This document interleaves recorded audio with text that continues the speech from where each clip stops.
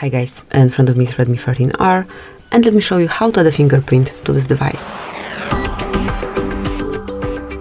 Well, open the settings, then find and select passwords and security, and here click on fingerprint unlock.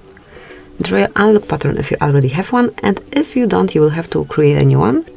And now it's time to place your fingerprint on the sensor. The sensor is located on the right edge of your device, so it's actually on the power button.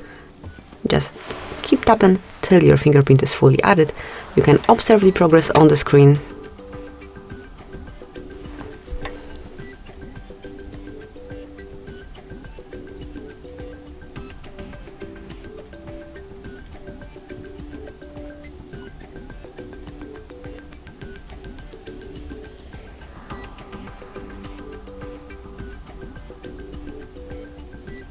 And select add. From now on, actually not add because it was about Face ID. You can enroll it later also. From now on, you can unlock your device with this fingerprint only. Obviously, you can also use the pattern that you had. Thank you for watching. Please subscribe our channel and leave the thumbs up.